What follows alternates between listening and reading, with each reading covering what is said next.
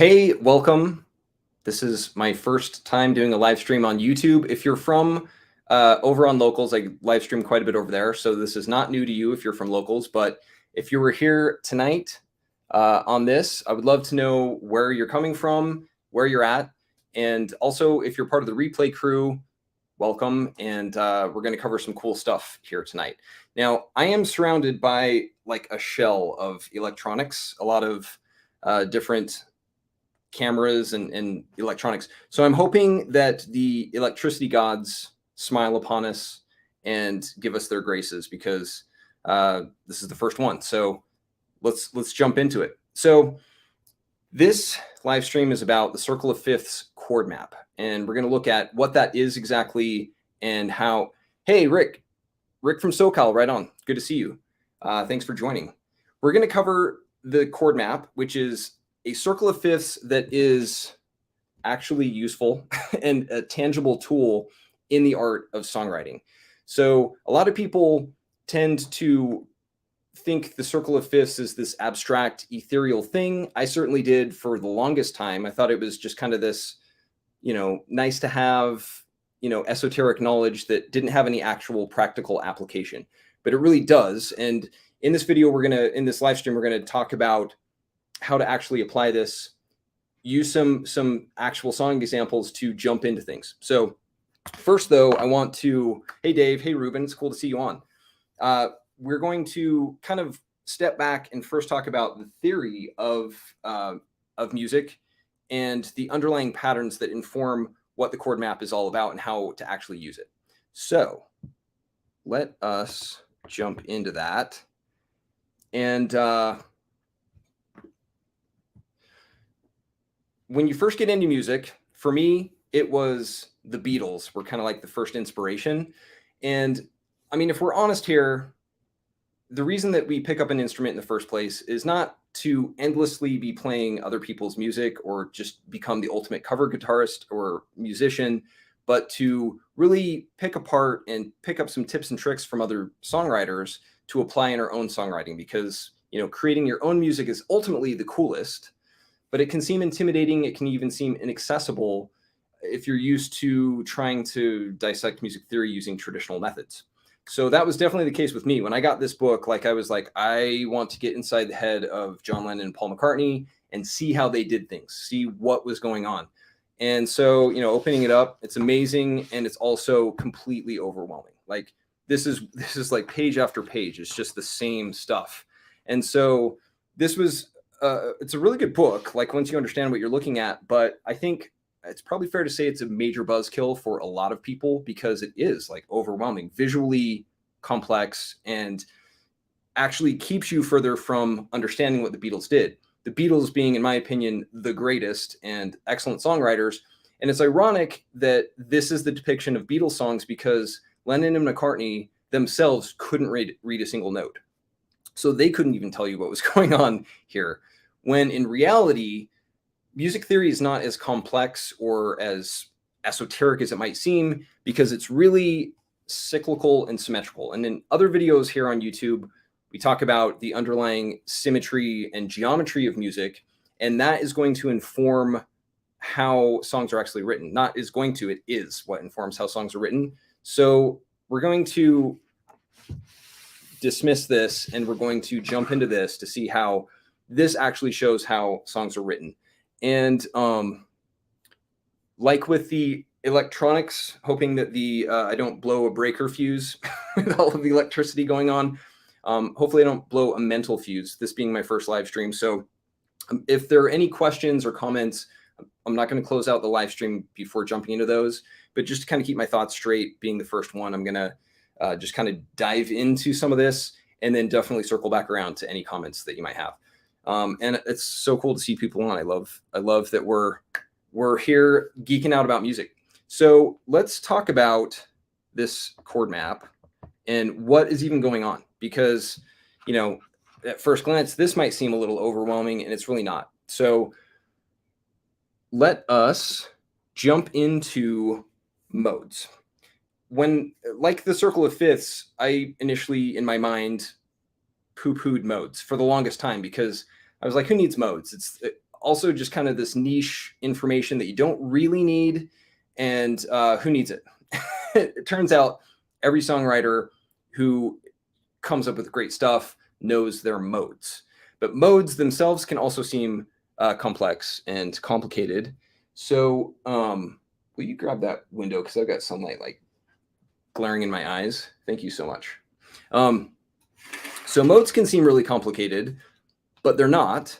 And this is just a quick overview. So I'm not going to explain everything about this, but the idea being that there are two major sets of modes, two major types of modes. We've got relative modes, which are basically just permutations of the same pattern. So in this example, we have a C major scale, and we have the Ionian mode, which is just a fancy name for the major scale. In this case, it's C, so C Ionian, C major scale. Then the Dorian mode, which has a different vibe, a different sonic flavor, is just a permutation of that, the D Dorian mode, because it starts on the second scale degree and creates its own pattern. And then the E Phrygian mode just starts on the third scale degree of that pattern and creates its own vibe, and so on down the line. So all of the relative modes, as you can see, are just permutations of the same pattern. In a circular format, you can see how each of these patterns is the same. They're just the same pattern, but they sound distinct because they begin and end on a different note, and that series of intervals creates a different vibe. Parallel modes are a different kind of mode, but they're very similar. So parallel modes are really just the same patterns of Ionian, Dorian, Phrygian, Lydian, Mixed Lydian, Aeolian, and Locrian, but they all share a common tonic or beginning and end note. So in this example, we have all of the C parallel modes, and you can see here that C Ionian is just C Ionian, it's the C major scale. C Dorian is a permutation of another major scale. It starts on the second scale degree of B major, and so that is the C Dorian mode. Then C Phrygian starts on the third scale degree of another key, which is the A flat major scale, and so on. So C Lydian is just a permutation of the G major scale, and so on. So I know I'm kind of moving through this really quick, and this is high level, but the point being is I'm giving a little bit of background on the geometry, the symmetry that's at play in music that informs modes, which we're going to see in the circle of fifths. So here you can see in summary, and I have a video on this about the differences and similarities between relative and parallel modes, that they are mirror images in essence. We have parallel modes that slant down to the left, and then we have relative modes that slant down to the right. And they're informed by, like I say, that underlying framework of geometry, of symmetry. And so in the circle of fifths, you know, if you're moving in a clockwise motion, you can pass through all of the relative modes in any given key. We're using the key of C as an example, but because all keys are symmetrical and follow the same patterns, it's the same for all of them. And then if you move in a counterclockwise direction, you get parallel modes. And that's going to be really important when we jump into the chord map here, which is a reflection of everything we just looked at. Now, like I say, we're going to get into some specific examples in this live stream and in lots of videos here where we're going to just dissect the hell out of lots of songs using the chord map, because it's really powerful and it explains so much. So just to get our bearings on this, we have the circle of fifths is basically 3 concentric rings. So we've got major chords in this center ring here, and they're labeled by uppercase Roman numerals. We'll look at those numerals here in a sec. And then the minor chords are in this middle ring, and they're labeled by lowercase Roman numerals. And then diminished chords are in this outer ring, and they're labeled by lowercase Roman numerals with a little O circle, which means diminished. And again, there are other videos here that talk about how these chords are formed, what makes the difference between a major, minor, or diminished chord. But in every key and mode, there are 7 chords, and they're made up of these different combinations of major, minor, and diminished chords of this main 7 modes in music. So looking at the circle of fifths here, let's look at how this symmetry that we just looked at in table format of parallel versus relative modes, how they come into play and how they appear in the chord map, because this is going to be really important as we dissect songs and make sense of what we're looking at. It's a chord map. It helps us navigate harmonic space using the power of music theory. So, for example, we have C major chord, and it's aligned with this 1, this Roman numeral 1. And we could, if we wanted to, rotate these in any way. So, for example, we could align 1 with G to highlight the G major chord, or we could rotate this to highlight the 7 chords of D major, and so on, all around the circle, because again, it's symmetrical. But let's look at different modes, and it's kind of cool. So we have, for example, let's look at the relative modes. Like I said in this previous illustration, we went in a clockwise direction with relative modes, and that's the case here as well. So we're going to align C with 1. And if we keep this grouping, this layer stationary, and rotate the numerals, so now we're looking at 1, F is 1, but we're in the Lydian mode. And you can see that, just like in the table format, C Ionian, the 7 chords of C Ionian are a permutation of C Lydian. It's the same 7 chords. We're just treating a different chord as the 1. So in this case, F is 1, and it's Lydian. And then over here, if C is 1, if we're looking at the same chords, it's C Ionian. And if we rotate in a clockwise direction like we did before, keeping the same grouping, now G is 1, but it's G Mixolydian, as the chord map shows. And then if we just go down the line, you can see that now we have D is the 1, D Dorian, same 7 chords, same grouping of A minor is the 1, now it's A Aeolian. And just for good measure, let's go through the last 2 modes. E minor is the 1, and it's E Phrygian, just a permutation of C major. And then lastly, we have B is the minor one, the diminished one. B Locrian is a permutation of C Ionian, and a permutation of all these other modes. So already we're starting to see that, wow, different keys and modes are related. And once you can kind of see that there's these relationships between different modes and chords, now you can start to play with different chord progressions to paint different sonic pictures, depending on which chord you treat as the tonic or the point of resolution for a given key and mode, a given chord progression. And then also you can treat these shared groupings as almost like sonic portals to move between musical wormholes in musical space. Rather than just waxing philosophic, let's look at this in practice. Here an example in a moment. But I also want to look at parallel modes. We just looked at relative modes. So let's go back to C. We're using C as an example, but like I say, all keys are symmetrical. So the cool thing about music is that all of these apply in the same way for every key. But let's say now we have C is 1 again. So we have C Ionian. And now, instead of rotating the numerals, let's keep the numerals in place. So C is just going to stay 1, but we're going to rotate the grouping in different ways, and it's going to highlight some really cool stuff, parallel modes. So if we keep that same grouping the same, and we see that now C is 1, but if we start with C as the tonic here, C Lydian is a permutation of G Ionian. This is the G major scale. If we kept this grouping the same and rotated the numerals, where G is 1, G Ionian, which is again a fancy name for G major, and C Lydian are permutations of the same pattern. In other words, the same 7 chords are used in both.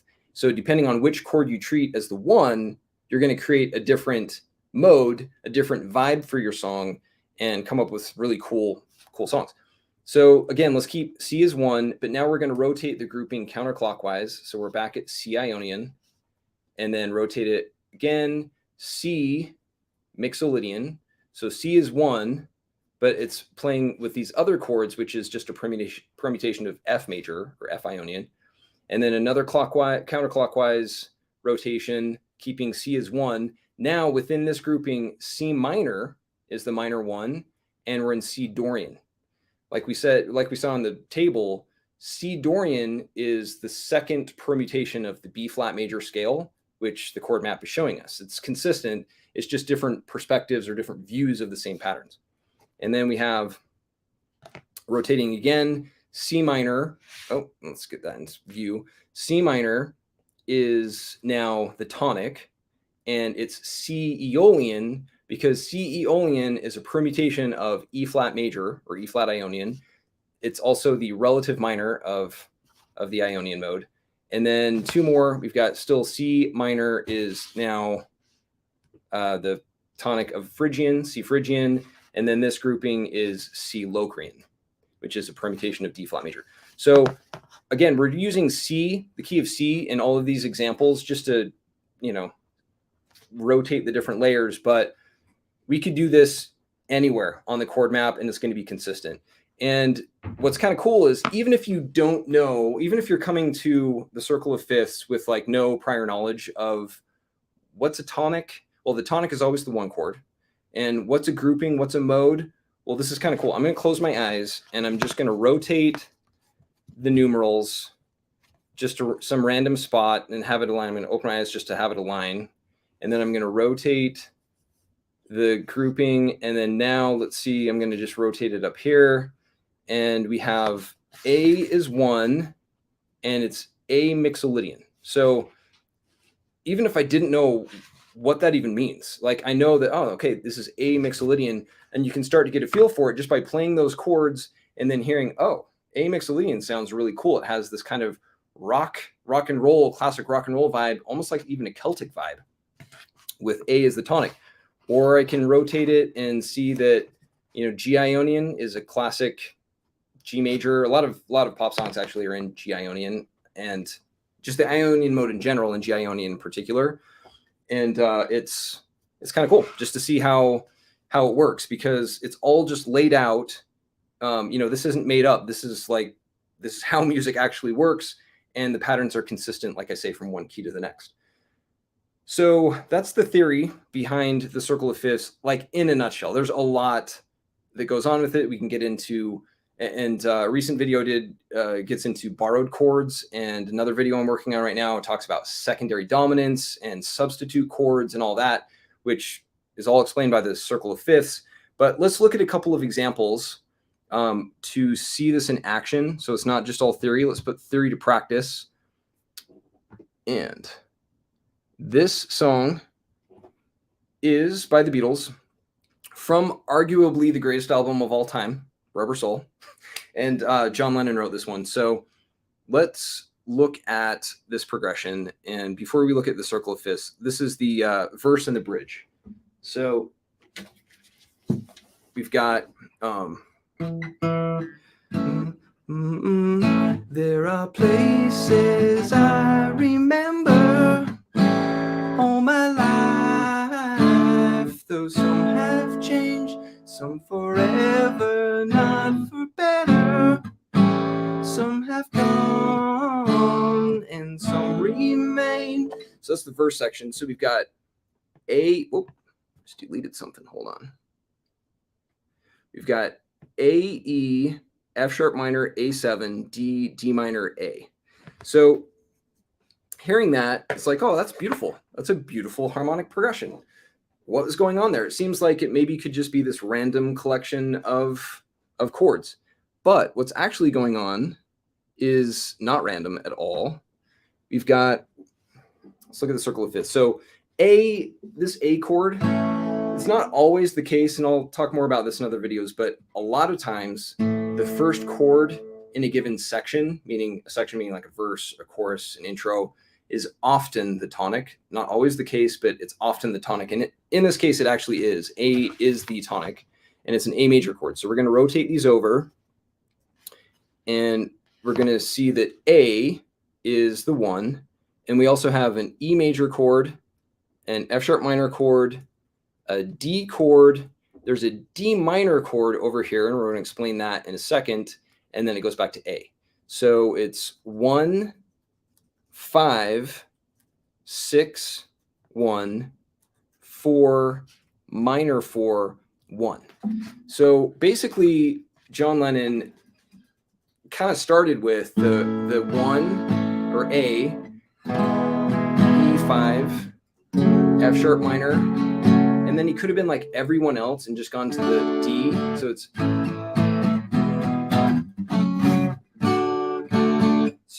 sorry, 1, 5, 6, 4, which is like really common. It sounds really good, but it's almost so common that it's a cliche. So you can see that what he was doing here was really resisting the urge to just go to the 4. And so he did a 1, 5, 6, back to 1, 7, which kind of throws off the expectation. And it's like, oh, that's interesting. And then he goes to a 4, and then a minor 4, and then back to 1. So what's up with that minor 4? It is, now that we know about parallel and relative modes, this minor 4 comes from the A Aeolian. It's the minor 4 in A Aeolian, with A being 1 over here. And so that's why it works, because it's a borrowed chord from a parallel mode, basically. So we have most of the verses in A Ionian, or A major, and then we borrow that minor 4 from over here, and then it brings us back to the 1 again, which sounds really nice. And then going to the bridge section, there are places I remember to D, to G, to A major, to F sharp minor, to B, which is a really cool chord, and then D minor 7 to A. So what's going on with that chord progression? Because the bridge sounds really good too, and it's because John Lennon's brilliant. So what he's doing here is it's an F sharp minor chord, so it's a minor 6, D, major 4 chord, and then we have this G chord, which is a flat major 7, and that also is borrowed from the parallel Aeolian mode. And then we have this B chord over here, which is borrowed from the Lydian mode, and then it comes back to A. And the reason that B sounds all right is because B is the dominant of A's own dominant. In other words, it's a secondary dominant to A's very closely related chord of E. And so that's why B sounds all right. Sounds not only all right, it sounds awesome.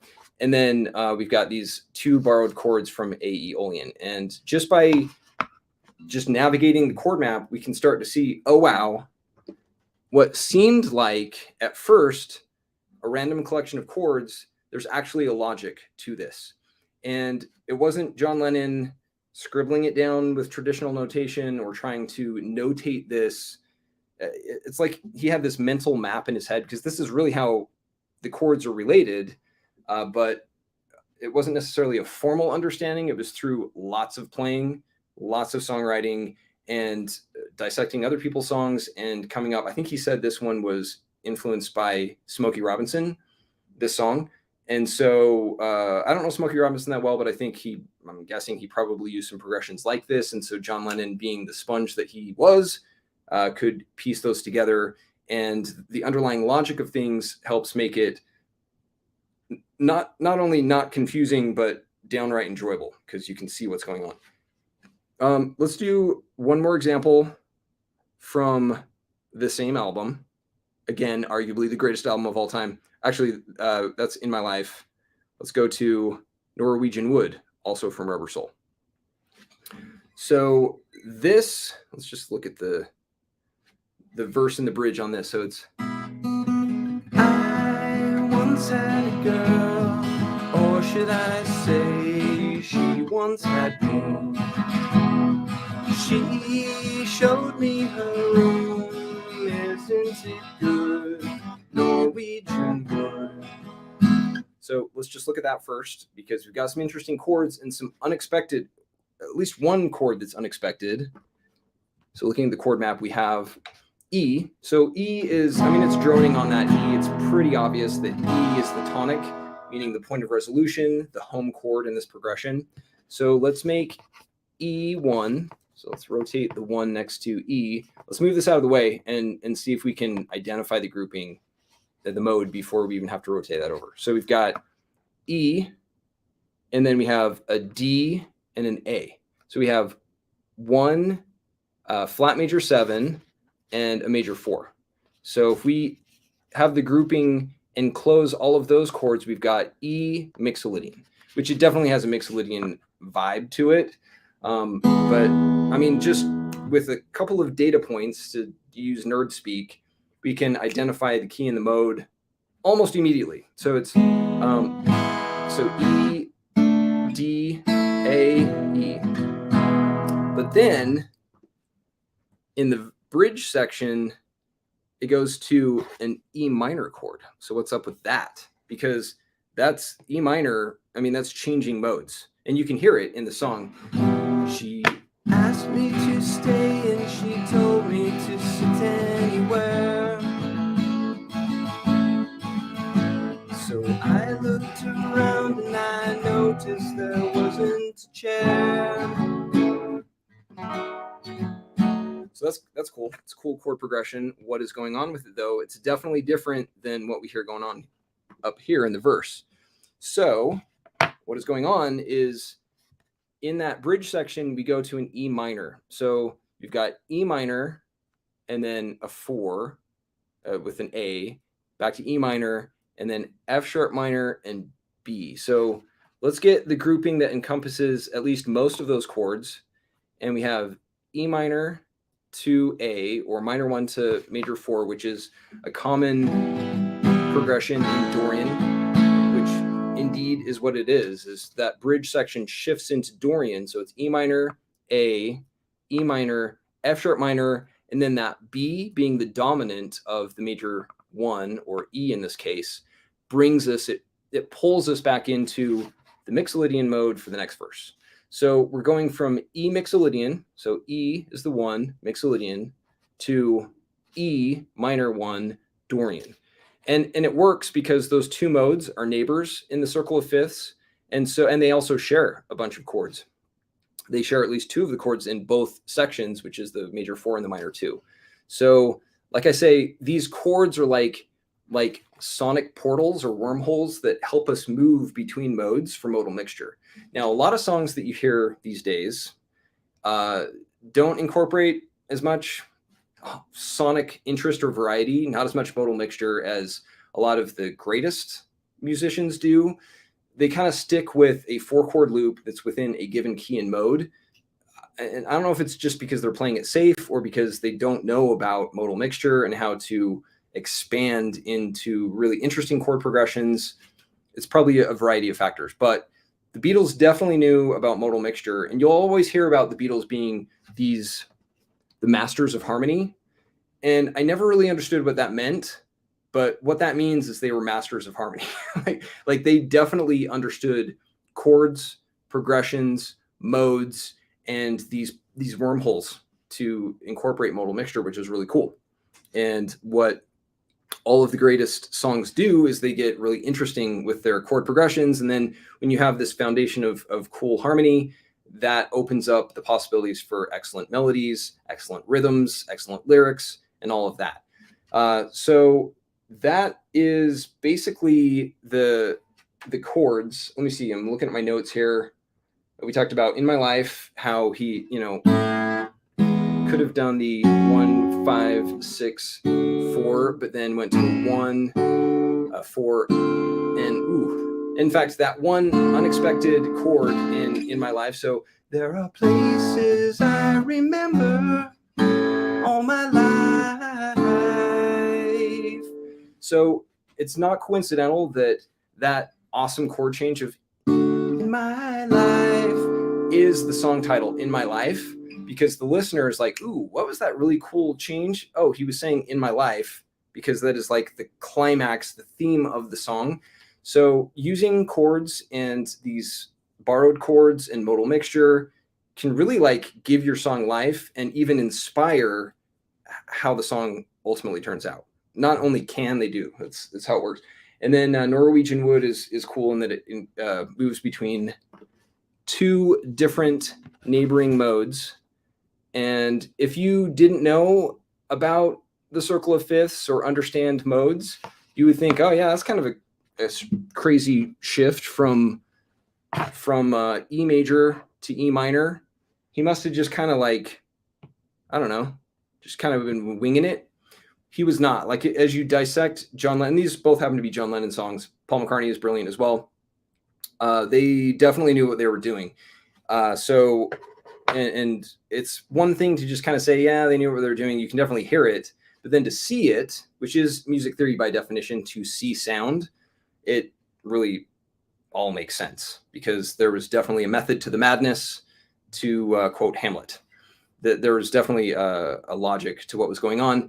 And sometimes I'll hear people say, oh, you should listen to your soul, forget the logic. Logic is like a wet blanket to creativity, when in fact it's a flame or it's fuel for the fire of creativity, to be able to understand, at least on some level, what you're doing. I mean, even Picasso said you have to know the rules in order to break them. And these are the rules. This is how music theory works. And to understand at least what you're working with, and then to deviate from that or shift it or change a progression based on how music actually works, really helps in the art of songwriting. So that's what I had to say about the chord map. It's a lot of fun. I'm going to be doing a lot of videos here using the chord map to dissect music. Like I say, I was just kind of like zoning on the content there, but I wanted to maybe just backtrack and see if I'm missing any questions or comments in the chat so that I can speak to that. So looking here, so cool to see people on. Hopefully this is helpful. I'm also going to be doing a lot of song dissections. And so if there are any recommended or requested artists or songs, let me know. Maybe even just type that in the chat here, because there's a million good songs out there, and I want to cover what people are looking to do and to understand. Yes, Rick in the Morning, you said that Blackbird is based on some classical scores, and that was also, the Beatles were just absorbing so much information and chord progressions that they really collected a mental repository of good patterns. Street Shaman Productions, you said I have a question after. Maybe you did ask that coming up. Dana, it is like a black hole. It's like it's the wormhole, the harmonic movement between progressions really is like, it's like traveling through harmonic space. And I get into that if you're on locals. There's a whole music theory course that gets into a lot of the information that I'm just kind of breezing through here. You can soak that in your own pace if you want to check that out. Let's see. 20 minutes on live video fixed 10 years of not understanding the basics. That's awesome, be Polarius. That's the funny thing about, it's not really funny, it's kind of like painful. once you understand music theory and you're like, oh, that isn't actually as hard as it maybe is made out to be. I mean, you have books like this that definitely make it seem like it's it could be a complicated thing, when in fact it's not.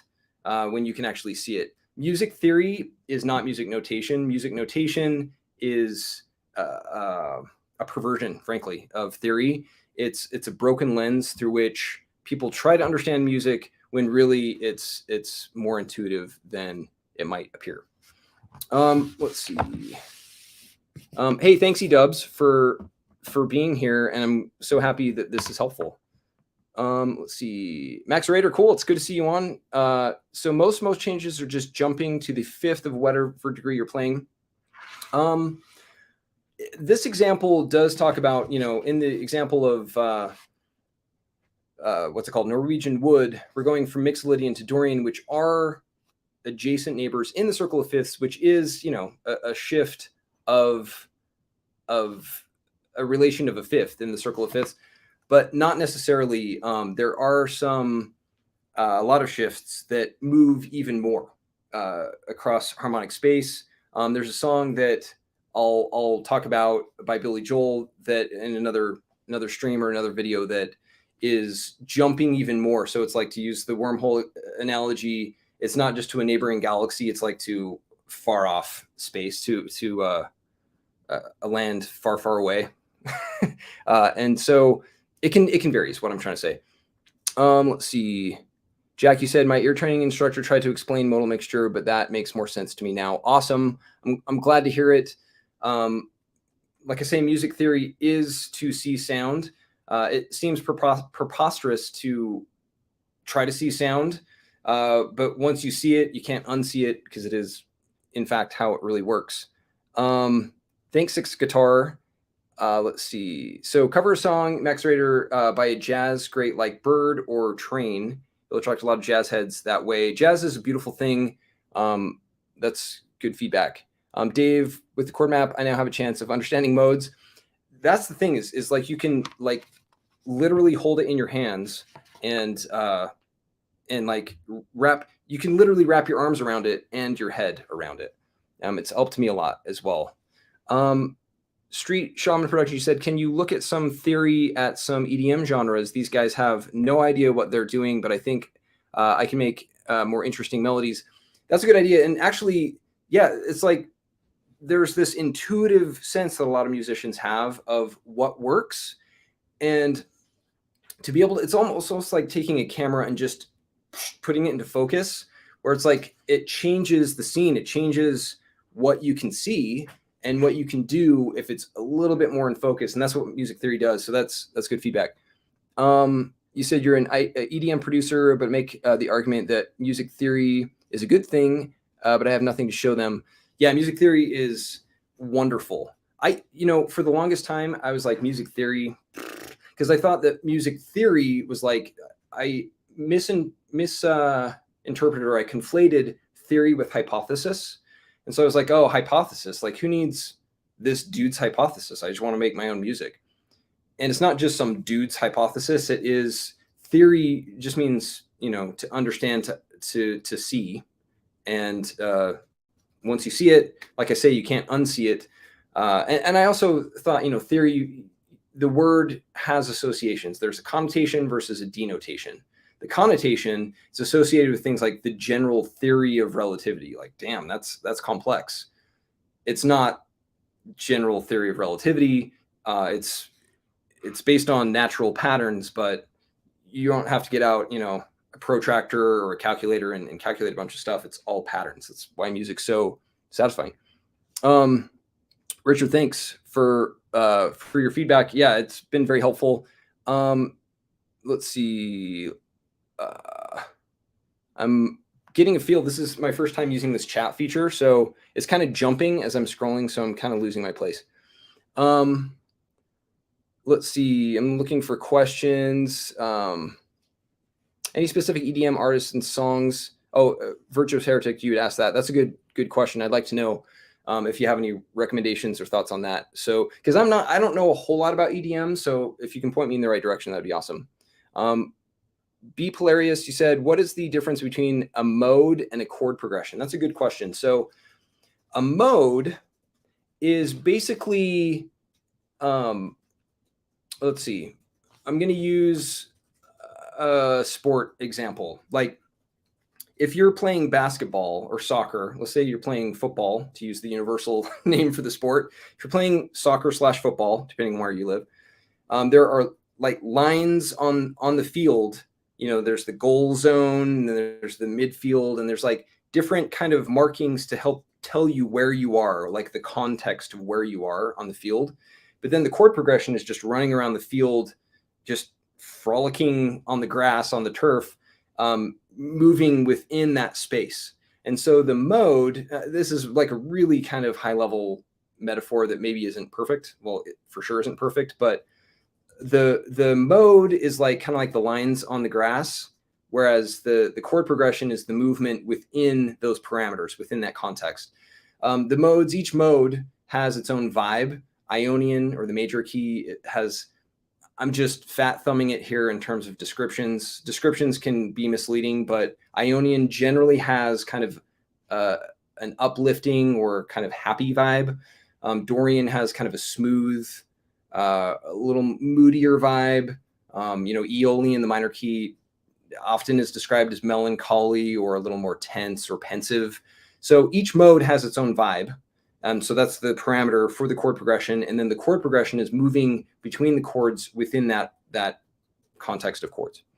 I'll talk more about that and try to think of maybe a better description or metaphor that does it justice.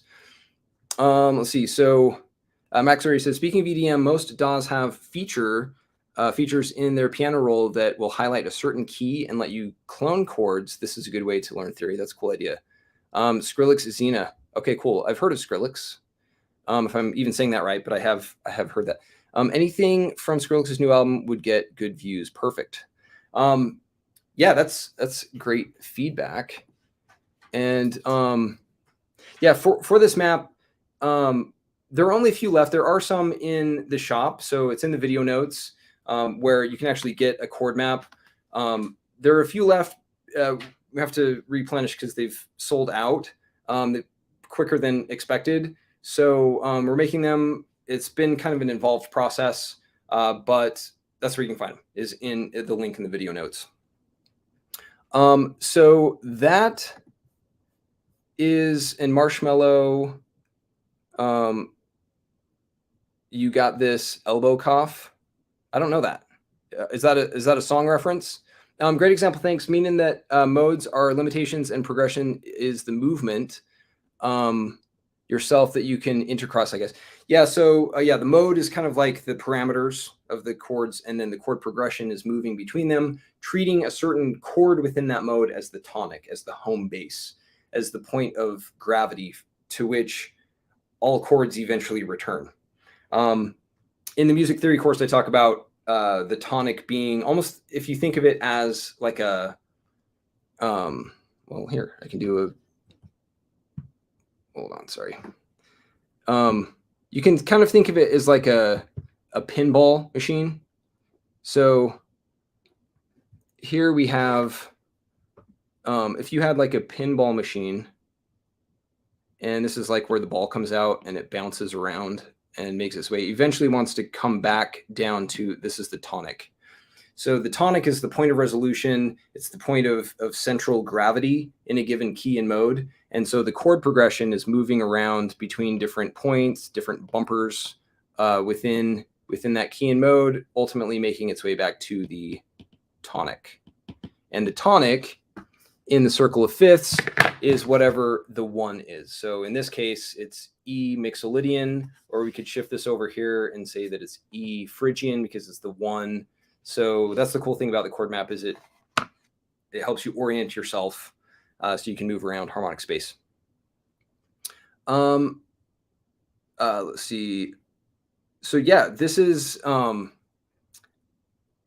So E-dubs, you said, I'm a student, so I could be wrong, but I imagine going up a scale, like walking upstairs, different modes are like different actors going up the stairs. That's like a similar way to how I think of modes, as think of the Ionian mode as, here, I'm scrolling to an image and then I'll show this image. I think of it as stepping stones, as like a pattern of stepping stones, kind of similar to stairs. So let's go to this image. And we have here, if you can see that, the Ionian mode is, hold on, let me clean this up. There we go. So the Ionian mode in this example, C major, whoa, I don't know what that was about. C major is one pattern. And if these were like stepping stones, you're like skipping between whole steps and half steps, like, it's like stepping stones. Or if you're playing, what's that game where people hopscotch, like where you're jumping from whole step, half step, whole step, whole step, whole step, half step. Well, if we go to the Dorian mode, it's a different pattern. It's the same underlying pattern of whole steps and half steps, but because of where we begin and end, it's whole step, half step, whole step, whole step, whole step, half step, whole step. So it's like the same stepping stones, but you're starting on a different stone, and it leads to a different cadence or a different dance as you move through harmonic space. Same with Phrygian. You start with this half step, so it's this little skip, and then whole step, whole step, whole step, half step, whole step, whole step. So it's, again, the same underlying pattern, but your movement from one note to its octave, whether you're going up or whether you're going down, it's just a different pattern. And that different pattern, since music is all about patterns, that is what makes the difference in the sound, because it creates a different sound. Just like if these were stepping stones or hopscotch, it would create a different dance, a different movement through harmonic space. Let's see. So, yeah, that's relative and parallel modes in a nutshell, in a very small nutshell. There's a lot to modes. And then to be able to see them on the chord map, and to be able to not just have it be for the GWiz file, like, oh, that's cool, but to actually apply it to songwriting and see how it's done, how songwriters actually use these patterns to write songs, is what it's all about, ultimately. Music theory is like chess. You would never just learn the rules of chess to never actually play the game. Just like music theory, the point of learning music theory is for the application of songwriting, and this helps to make it tangible and direct. Let's see. So, sent you a crazy email about choosing colors based on Painterly. Oh, very cool. Thanks, eDubs, for checking this out. It's cool to be able to see patterns, and it's cool to connect with cool cats like you. And Joseph, you said, is that round mode tool the same as the sound circle of fifths tool? Do you need to buy those round tools to keep the proper chords in mind when writing a song, or should those circle tools be memory? I'm not sure I know what you're referring to, so I can't say. But this is something that I designed to help put all of this information into a concise and practical tool. So unfortunately, I don't know the reference that you're making to be able to give you a really good answer on that. Thanks, Street Shaman, for checking this out. And how can we make this chart instinctual? I have a post, actually, there's a post in the library. It's post 217 that shows how to navigate between parallel and relative modes, because I'm just kind of flying through it here, but you can soak it in at your own pace. And then there are different posts in the library that dive into this more to get a feel for it. And then it's through use and through lots of examples that I'm going to be going through. Like my most recent video here on YouTube was Kodachrome by Paul Simon, that does some modal movement that's really, really good. And that's another example. And then lots of examples that I'm going to be going through that are, like I say, just using the hell out of this chord map to really just understand lots of songs and make connections between different progressions. And you start to get a feel for, certain chords that have different relationships that make those underlying, otherwise invisible geometric patterns. It's like a sonic pop-up book that makes geometry audible. That's why music sounds so amazing, because there's patterns to it. And so lots of songs that I'm going to be going through, and just through your own use, having your hands on it, getting a feel for it, dissecting songs that you love to see how it's done, is how you develop that instinct. So, all right, let's see. I think that they're asking, is the mode tool the same as the circle of fifths tool? So, I mean, so I'm not sure if you're referring to like a mode tool that is out there. I can't speak to that, but this circle of fifths, this chord map, is the circle of fifths and modes. I've seen something that they're confusing. I'm trying to think of the right word. Just confusing, doesn't show a concise way to just seamlessly move between these sonic wormholes between adjacent or neighboring modes, like this chord map does. So this is the circle of fifths. The circle of fifths, in essence, is modes. And that's what the chord map is. It's a map to navigate through different areas of harmonic space. Sonic Pop-Up Book. That would be a cool band name. I love that. So that is it in a nutshell. Oh, and I should mention that the shop that I mentioned is currently only open to US and Canada orders, but we'll be making global orders by July 1st. Just like I say, with the first chord maps that were out, they sold out quickly, and just kind of wrapping our arms around that process. So July 1st is when global orders will be available, depending on where you're at. And that is going to be it for tonight. Thank you for joining and geeking out with me on music theory. Again, the point being music theory for songwriting, for the practical application of all of this, because that's where it really all happens. So we will be doing this again soon. I actually had a lot of fun doing this live stream. This being the first, definitely not the last. So thanks, and we will be seeing you soon. Oh, hold on. Oh, yes, Billy, this is going to be uploaded here on YouTube. So you'll be able to watch it after. It'll go live after we close this out. And it's also going to be available in the library if you check that out as well. And whoa, where do seventh chords come from? Okay, I know it's false closes, because that's a good question.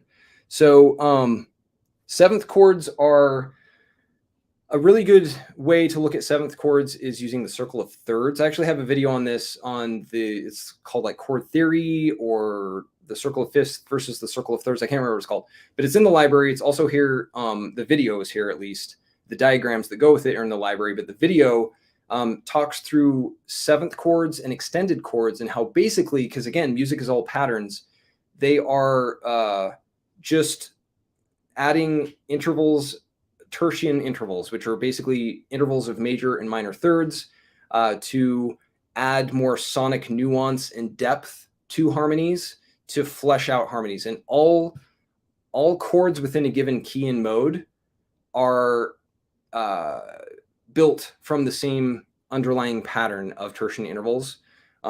So I don't have the diagrams ready to like jump into that, but I am working on having diagrams that I can just like quickly jump into and answer awesome questions like that on the fly, because that's a good question. Thank you, Rick. And I do not have a Discord. So look into EDM genres, please. I will promote it on my Discord. Just take a gander. Very cool. That's awesome. And it's cool, like I say, to connect with cool cats and to make music more accessible. And because I think there's a lot, like definitely the case with me with this book, like I wanted to understand songs, but then this was an immediate barrier to entry. like I say, it was a buzzkill, but it was worse than that. It was like an existential dilemma, because I had this music in me. I was faced with this. What is that all about? And to be able to make it accessible, to be able to really show what music theory really is, I think it can unlock a lot of cool music that people who otherwise you'd be like, oh, you have music in your head, in your mind, in your heart.